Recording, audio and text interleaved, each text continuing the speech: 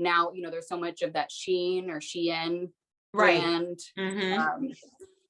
H&M, all those that make, and then some of them use, like I said, sustainability, and it becomes in the thrift store, but then nobody wants it, doesn't get purchased. So then it goes to the surplus, and then it goes to whatever landfill country has a contract with that thrift store to take trash. I think that's a thing to think about when you're purchasing fast fashion or participating in it, is like, just because they're saying sustainable, like, is making that many of an item really sustainable?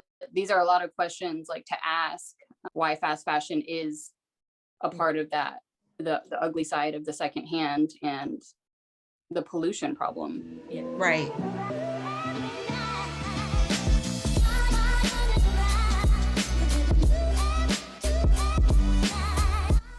I'm Sharman. I'm Katie. And this is Unpacking Ethical, a podcast where we sip our favorite drinks at the moment and talk about some things. Because there's nothing ethical about upholding the status quo. Let's talk about it. This week on Unpacking Ethical.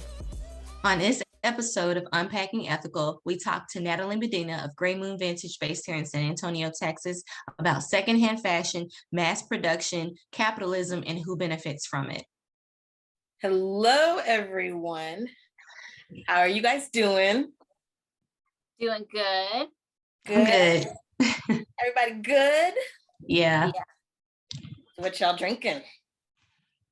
Oh, I made myself a little golden milk latte with. Oh, that looks good. Right?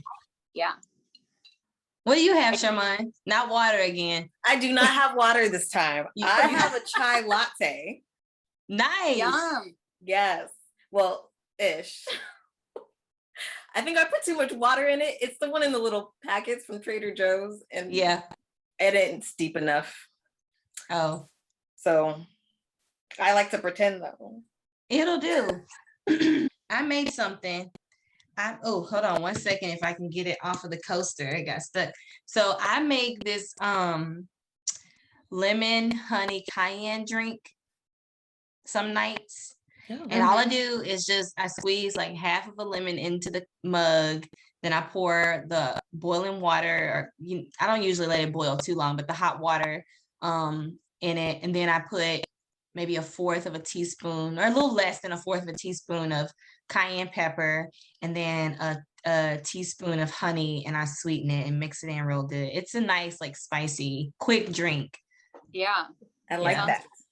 Should we, excuse me, everybody. Should we do a cheers? Yeah. Sure. Okay, ready? Wait, are we toasting now? We're toasting to this recording of Unpacking Ethical, right? Okay, 1, 2, 3, there we go. Yeah. That's good. I'm really curious, because we're gonna dive into secondhand fashion here, but I would love to know what everybody's journey into that looked like. Ooh, a wild part. Okay. I feel like I should make Katie start. Yeah. I'm good to start. Well, okay, so we all know that growing up, most of us did do thrifting or go to thrift stores to buy clothes anyway, because it was, the thing that was the most budget friendly. So as a kid, we thrifted all the time. Most of the clothes were, and actually how I do now, which is mix in a few new quality, new sustainable pieces with secondhand stuff. I did the same thing as a kid. We would get a few new pieces, and then throughout the year, we just go thrifting to kind of like replenish, or whatever, but it was always at local thrift stores. And so I reconnected with that a few years ago, just like starting the magazine and everything, and loving fashion, and wanting to add new pieces, but either being conscious of like where I was shopping was the thing, or thinking about budget. And so I just decided, the stigma that came with, okay, you shop at thrift stores because you're poor, was no longer a thing that kept me from doing that. Like, I didn't care about that anymore. And so I started back maybe 4 years ago, like, you know, going to thrift stores. And both of y'all actually had a lot to do with like kind of encouraging that for me. So yeah, I mean, this blazer I'm wearing is secondhand blazer. It's one of my favorites. I'm always wearing blazers. I love, and thrift stores have the best blazers. They do. Because people who shop like some of the ones I go to, they're not looking for, a lot of people still are looking for trendy items, right? Like, and so when you go and you can find like blazers with shoulder pads, and with certain cuts that maybe you don't see anymore, like I never have a problem finding those things, because I know people aren't typically looking for, you know, blazers that were designed and made in the 90s. So yeah, that's my journey. What about you, Natalie? You ready? I'm ready. So my journey was secondhand, right? Yeah. Okay. For me, it also, like Katie was saying, started when I was born. My family are just avid thrift store people, to the point that both my parents were, and kind of still are, antique dealers. So for me, that was kind of like second nature, like going, the most new stuff that we would buy would be from the PX, because we're like military. But from other than that, like thrift stores were always, especially like having multiple kids for my mom, like it's either hand-me-downs or thrift store. And so, yeah, so that was the furniture that we had. Everything was always secondhand, antique, vintage. My mom and dad together did like an antique booth. And later on, when my parents got divorced, my mom still kind of continued. She did less of the furniture just because it's so heavy and hard to do by yourself. And she became a manager of a thrift store where I'm from in Virginia. And so a lot of my time was, you know, I was like 9 and 10 years old, the cashier there, and also like unpacking clothes and pricing them, and just kind of seeing and having that like textile sensory experience with all the secondhand clothes, and just realizing just how much there is and how much cool stuff there is. And even back then. So yeah, I think from that, I started, because I'd been so thrift store heavy, I kind of migrated into doing like vintage inspired fast fashion. And then it came full circle when I realized like what that was, and what that really looked like behind the scenes. And then really, and that's honestly where Gray Moon started, is I worked for a retail company that was very vintage inspired, and I loved the aesthetic and I loved all the aspects of it, but then realizing the ugly side of all that. And yeah, and I think Gray Moon has catapulted that journey for me personally, as I've grown to learn more about that. And I'm very, very, very now conscientious of anything that I buy. I try to buy it secondhand, right? If I can, even like new, like the new whatever. Like if I like it 2 years after it came out, you know, like for instance, I got these new like Simpsons shoes. They're not new, but they came out, I think, last year or 2 years ago. But it's like, okay, well, if I still like it in 2 years and I can find it after somebody like didn't want it, you know, like listed on their Poshmark, then I should, you know, be able to get it and not do the impulsive thing. I love those shoes, by the way. Thank you. I love them too. And that's why I was like, well, if I can find them, and then if not, it's not meant to be, or I can wait until somebody's, you know, tired of theirs or whatever. Your turn, Sherman. Already talking about some fun little stuff. So for me, again, like I've been doing it forever. I was a military brat as well. So all we had was the BX. I was on the Air Force side, so we had a BX. And but it's really started, my mom is like the yard sale queen, and that is really where we started, was just going to yard sales. But it's really interesting because I didn't even become familiar with the whole secondhand stigma thing probably until like recently. Like I didn't realize there was a stigma attached to it. Like, right. Like it was just something I had always done. It was something, you know, like going through thrifting, the yard sales, like that was just my life. And like, I never had people make fun of me for it, or like, I never had to deal with any of that And I don't necessarily know why that is. Because I remember, growing up with people like super into brands, like especially like Nike and Adidas. And like I had a friend that was like, I can't wear the two together. Like, God forbid somebody's wearing Adidas with some Nike socks. And and it was just like this thing that people said, but it was nothing that never really connected with me, with the fact like I don't buy that stuff. I don't know. But yeah, so it's been really, I think, interesting, like jumping into the sustainable fashion thing and like learning that there had been this stigma behind secondhand clothes. And I was like, oh, really?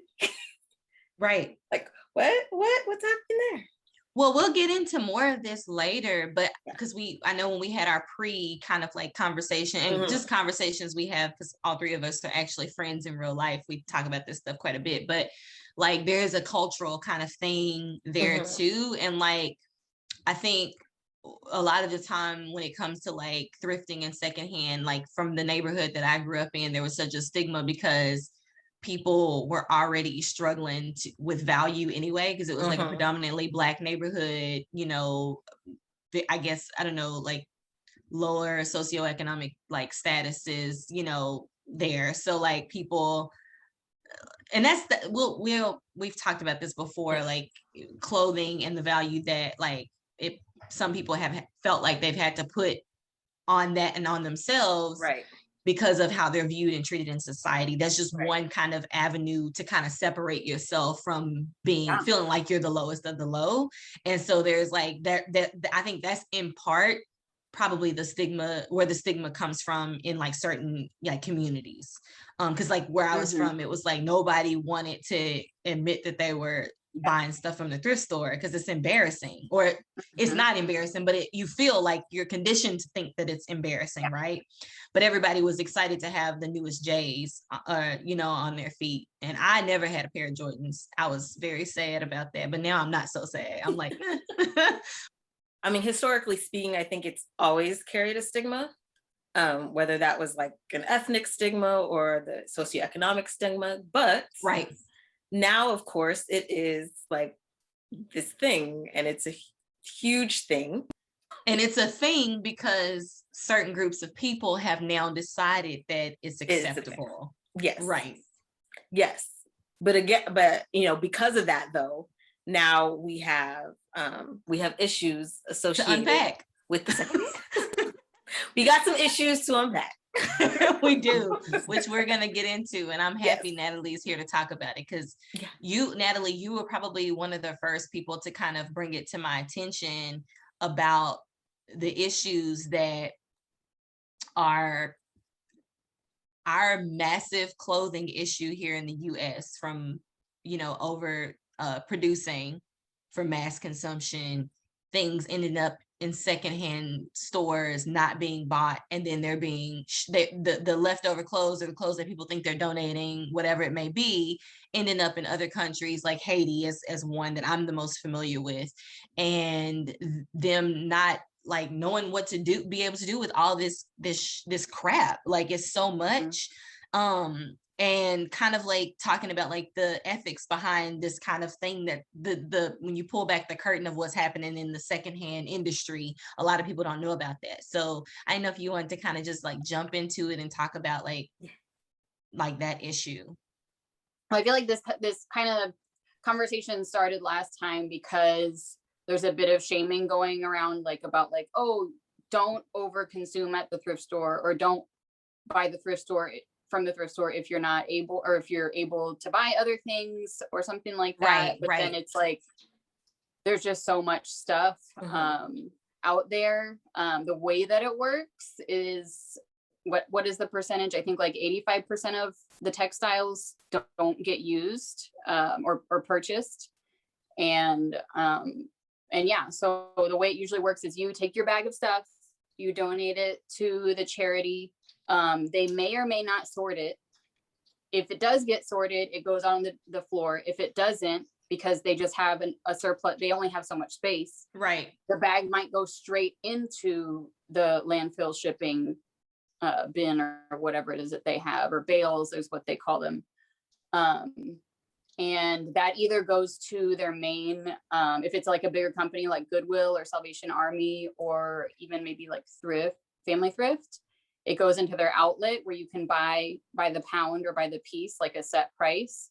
And then if it doesn't get sold from there, it again gets compacted and then shipped to various underprivileged countries, exploited countries, right, where they either burn it or they kind of try to they do various things. I've heard mainly in Africa that they're just burning it or they're rejecting it outright.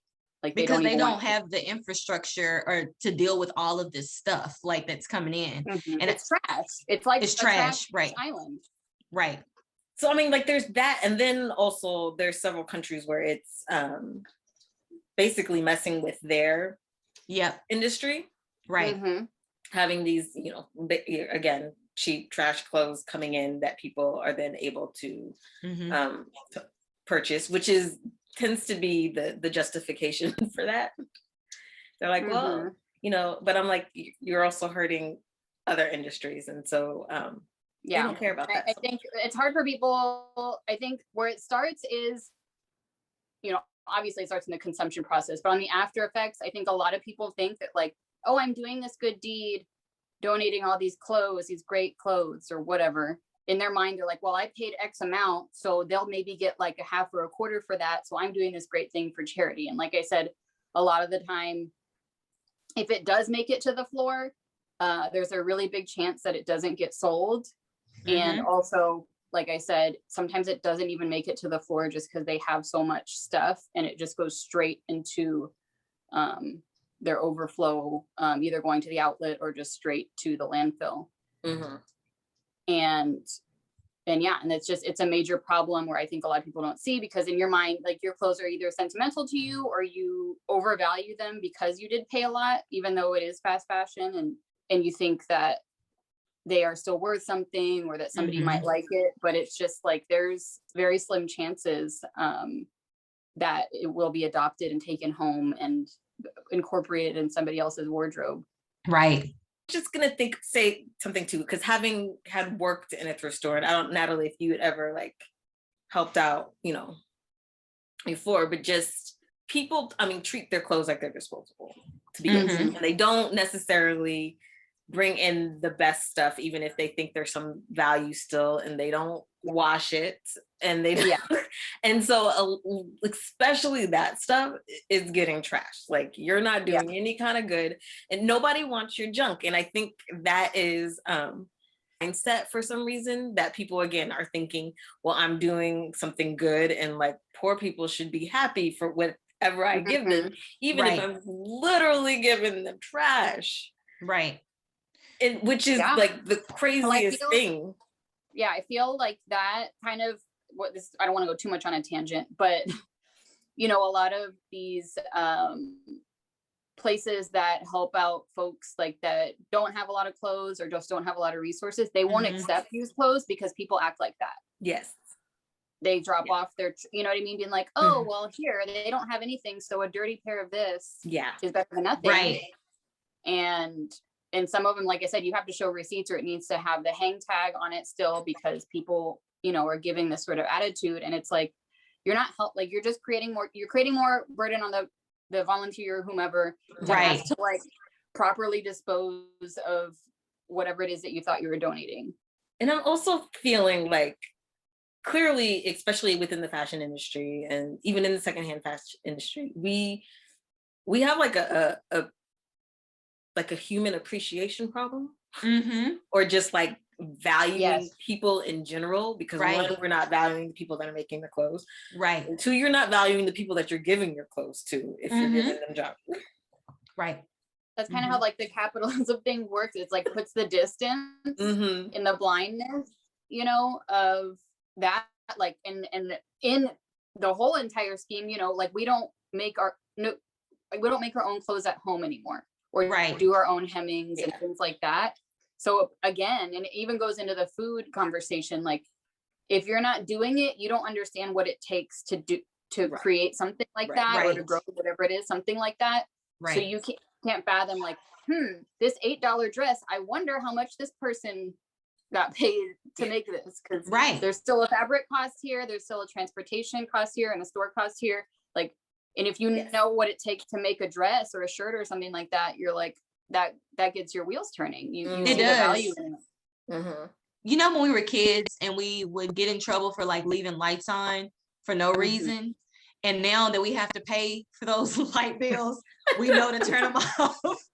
Now we know why all my lights on. It's the same thing you're talking about though, Natalie. When you've got to do, when it becomes something that you actually have to be responsible for, or you have to actually put in the energy toward it or the work into it, you see it differently. Turn all them lights off. Yeah. Like I just keep hearing, you just keep hearing like I hear my grandma like, why my lights on?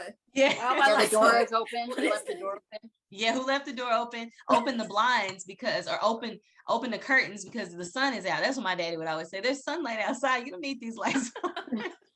Which is true. I mean, sustainability, right? That's yeah. So my mom. Oh, go ahead. My mom I was like letting all the air conditioning out. It's so bad, but it makes sense. It makes sense. My mom literally, if she could live in the dark, she would go to the bathroom in the dark. Like you don't even know she was in the bathroom because there was like no light under. She would never turn it on. You know, in talking about this, I want to make it clear, like we are unpacking, you know, a lot in terms of, it's not just secondhand fashion, but just kind of like, is there such thing as a fashion industrial complex? I don't know, but it's a thing. Like it's this huge, massive thing that corporations are behind, and they like are responsible for a lot of this. I'm not saying we don't have an individual responsibility, you know, to be mindful of how we do things. Obviously, you know, I believe that, but I hate a lot of the times that these conversations feel like we have to put that pressure on just regular everyday people, when these corporations are the ones who are benefiting the most from these toxic cycles, and they're okay with that. I don't, you know, as we're having this conversation, unpacking secondhand and kind of talking about the dark side of I don't want people to have a disconnect or be turned away from thrifting, because I definitely still think it's a beautiful process. What is the issue is the corporations continuing to produce massive quantities of clothes that will end up in the landfill. Absolutely. And so I think that the conversation about secondhand was so that we could dive into how these corporations operate. And this idea of overconsumption, mass production, these are the issues. These are the fundamental issues, not shopping not thrifting. Yeah. So definitely. yeah. For me, linearly, like I want to create the picture of like why the fast fashion and the thrifting are intertwined, and then the waste that I was talking about that gets shipped is like a process. So like when, let's say, H&M makes their sustainable green whatever stuff, and they make a billion, or not a billion, they probably don't make that many, but they make, let's say, 100,000 of this item that's under their sustainable brand. Like that's a lot of pieces. It's not sustainable if you're making that many, because when you get into the numbers for, if you've ever worked in retail, like, you know that there's you make a certain number, there's a certain number you need to sell at full price, a certain number you need to sell on sale, and a certain number that you're just going to throw away. Right. And from those that are purchased, I mean, there's nothing, or not nothing, obviously there's stuff we can do. So H&M is going to throw away whatever they're going to throw away, but for us as consumers, buying this item from that subset of how many were going to be purchased at full price or on sale, and then wearing it once or twice and then donating it, that's 100 or a fraction of the 100,000 pieces going to the thrift store very quickly, because what we're at 52 fashion cycles or something with H&M, or something like that. Every week it's a new trend or a new collection. And so if you're buying, even not even buying every week, but buying once a month from their new sustainable collection, like, is that sustainable because they decided to use a better oil to make that polyurethane, or like a better option, or even if it's recycled, because I'm starting to get into that more of the things like that are being using recycled stuff or recycled plastic. But it's just like, if you're making that many, like, is that still sustainable, or is that Mm-hmm. still ethical in that sense? Right. So that's why that word is so easy. It's kind of like organic, like, and there's no regulation on it. Right. Anybody can use it and anybody can say it for any reason. On top of that, like I said, if they kind of create this mirage for you on their website, like, look, sustainable, green, blah, blah, blah, look at this good we're doing, we're donating to these things. But on the backside, again, people aren't getting paid, waterways are being polluted, people are getting injured and hurt.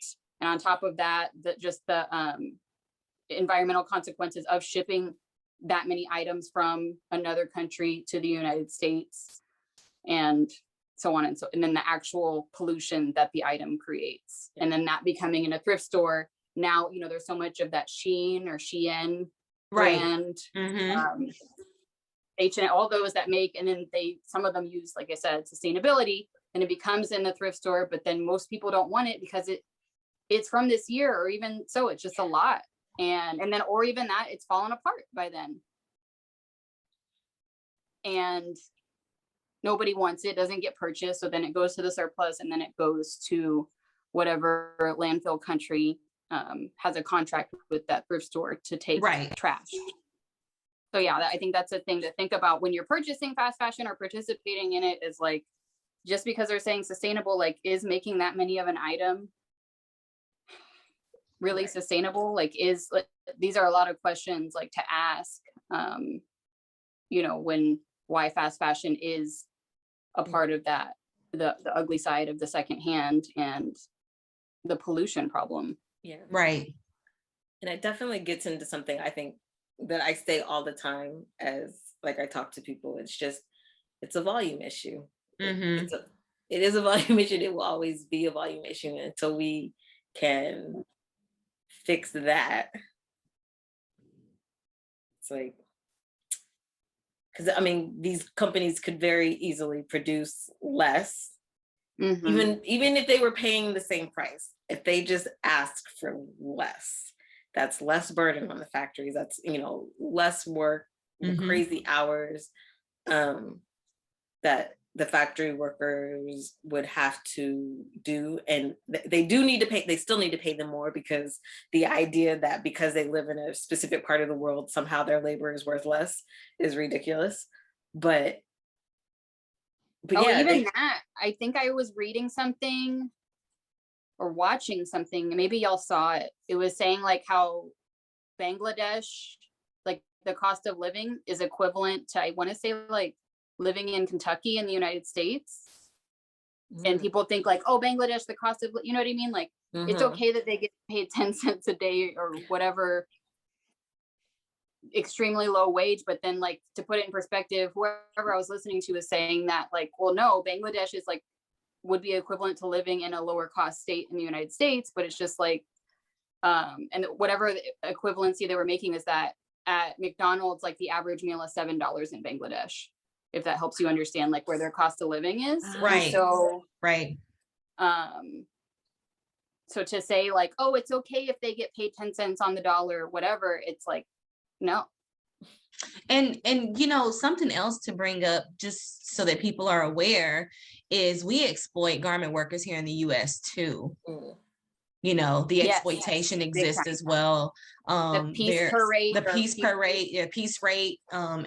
In places, especially like, you know, New York and LA, where they have, you know, major fashion districts, and specifically in Los Angeles, because they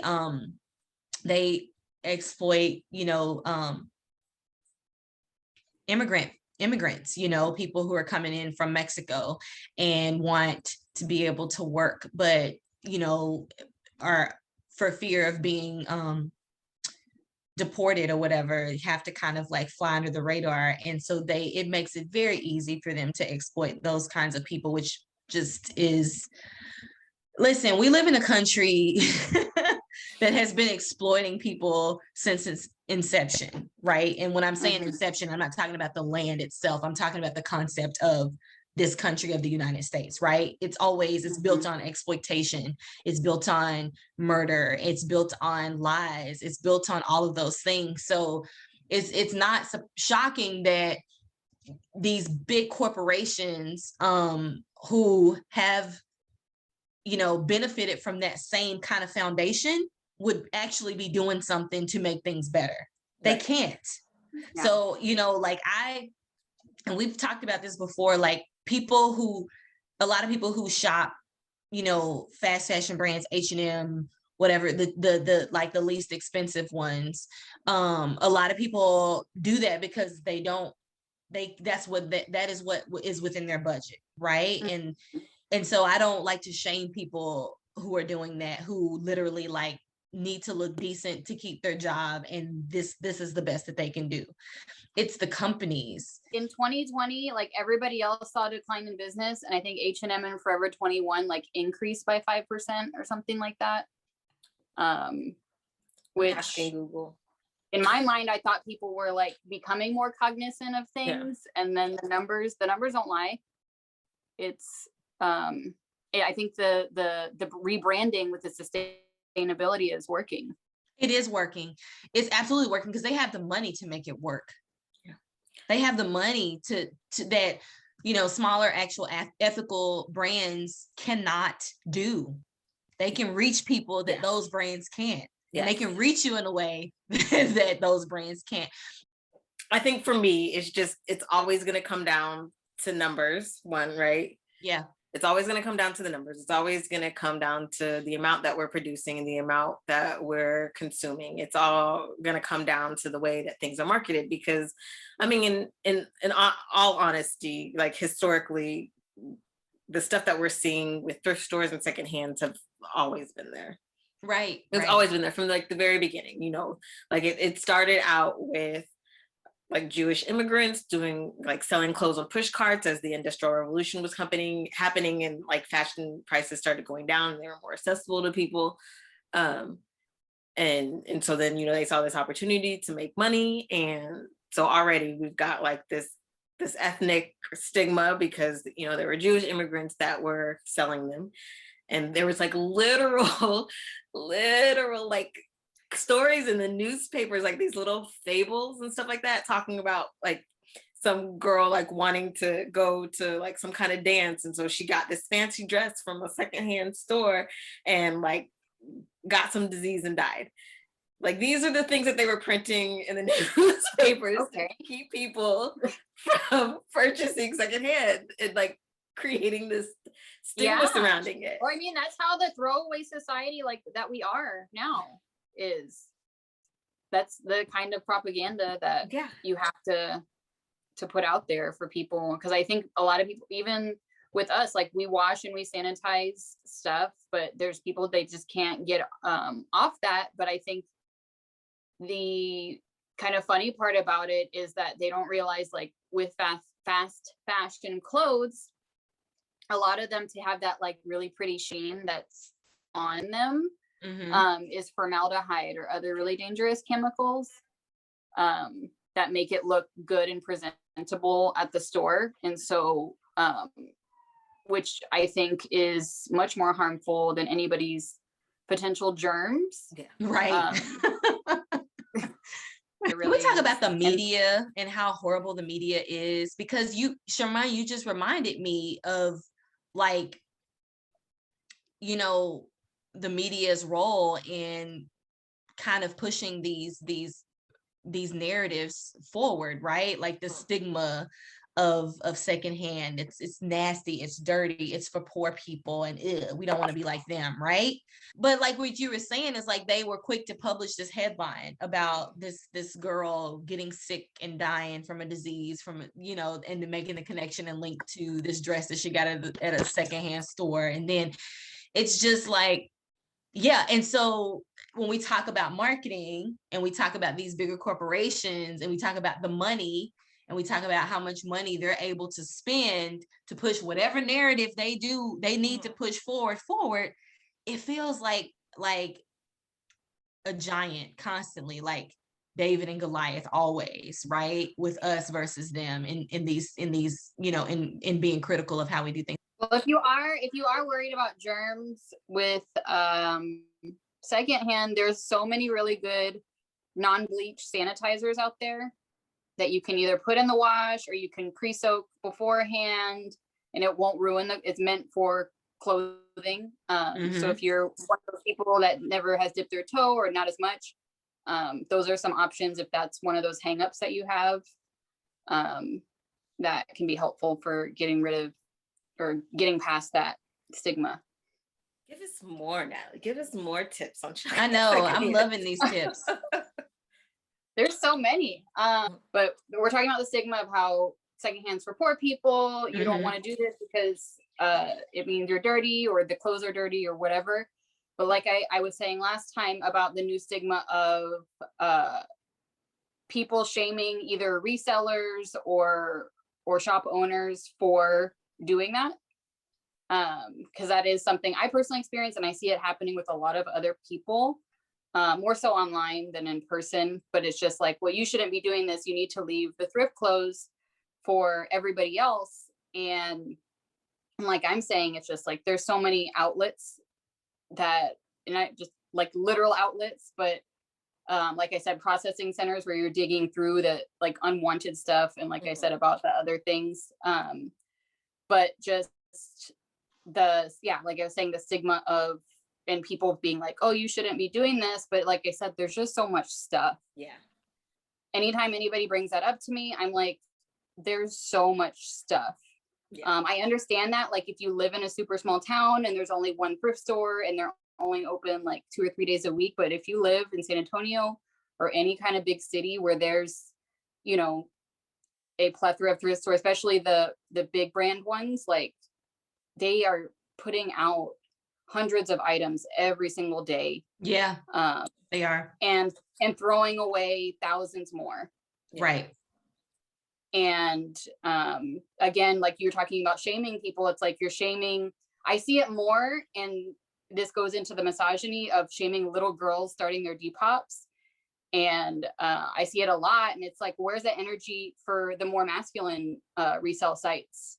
Like, why is it always the little Depop girls, and they shouldn't be doing this, and policing what little girls are doing with themselves? And if it's a guy doing it or a young man doing it on Grailed or whatever, he's a hustler, he's this. If a little girl's doing it, she's exploitative or doesn't know what she's doing, or whatever kind of misogyny that goes along with it. That's a whole nother but yeah, I do want to talk about that part of shaming. Why is the energy towards them and not towards anything else? The actual systems in place, the actual corporations in place. Like, why also, you should ask yourself, if you're feeling like this is becoming too popularized, like, why is everybody able to have so much inventory that they can't even handle it? Right.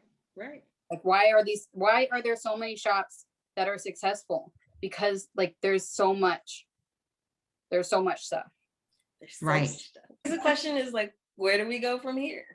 And that's a very good question.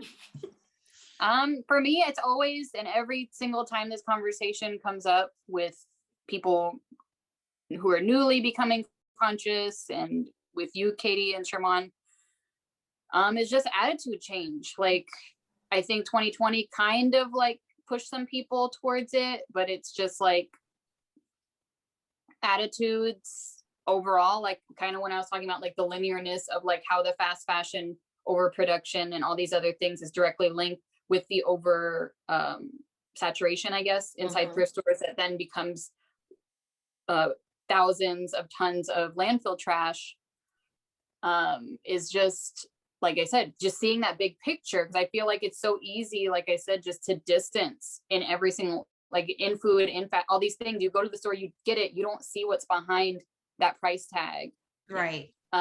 And all these other things, or you don't see what's behind that, you know, food item and the labor that went into it. And I think, just attitude and responsibility change. But then again, like we were saying, it's not necessarily about the individual, but as individuals, like putting more pressure on those who are policymakers.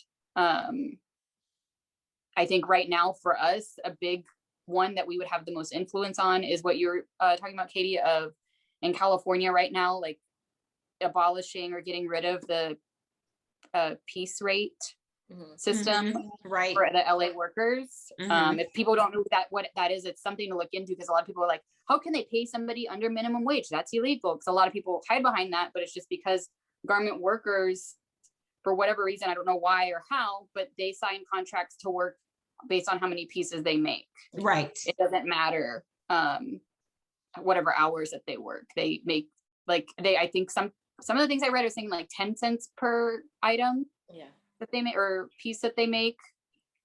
Some of them are as low as that. We can drop a link in the show notes too for people who want to learn more about the piece rate and the garment worker. I think it's the garment worker. Yes, Garment Worker Center has a lot of information. There's a lot of ways to even get involved with them and the work that they're doing too.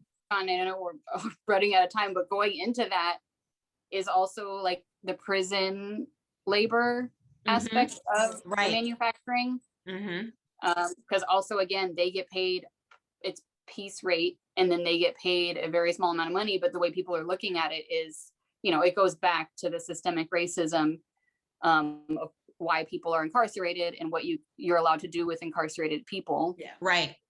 Which is enslave them. And yeah, that's a whole nother conversation, but it's happening how the garment industry works here and then expanding from there. Yeah, I think that's great. I think too, like, I'm always thinking about like just, I can only speak for me personally because I've been trying to be very mindful that I can't, like, everybody is coming at things from a different angle and perspective. But for me, it has been me reflecting very much on, and the best way to put it is negotiating a better deal for us collectively. We live in a very individualistic society, and even, the people who are the freedom fighters often get sucked back into that because it's like a check is big enough for you to do whatever you need to do. And I'm not going to shame anyone, but for me, I've been really trying my best to think about what kind of steps I want to take forward, because if it's not serving the greater community, then I don't want it.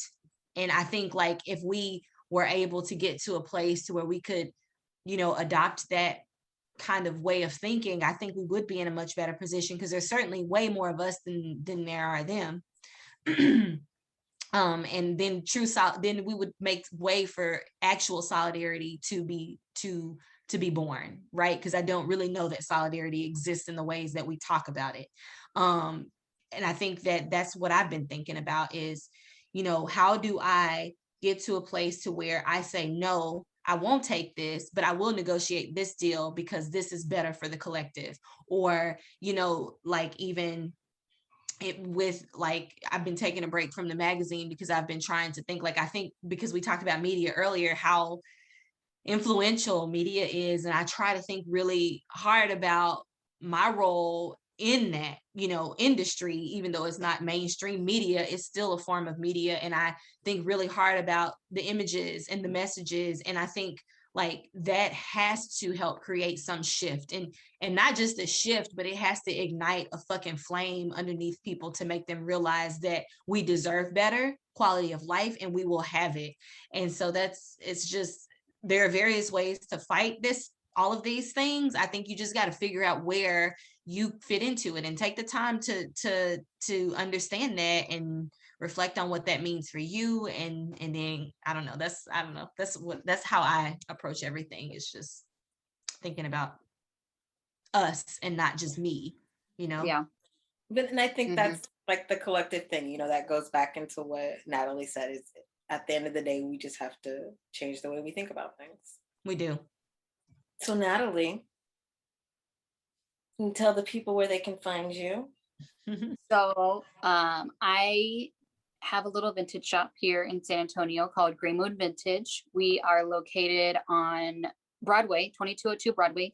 We operate from a little vintage trailer renovated with all recycled materials. We're usually open Thursday through Sunday. We have kind of abbreviated hours due to COVID, but once things start looking better, we might expand on that. We're on Instagram at Gray Moon Vintage. We usually post for new arrivals on there. Lots of different ways of styling secondhand, vintage, etc., and showing it in a different light. But yeah. We love Gray Moon Vintage. We do.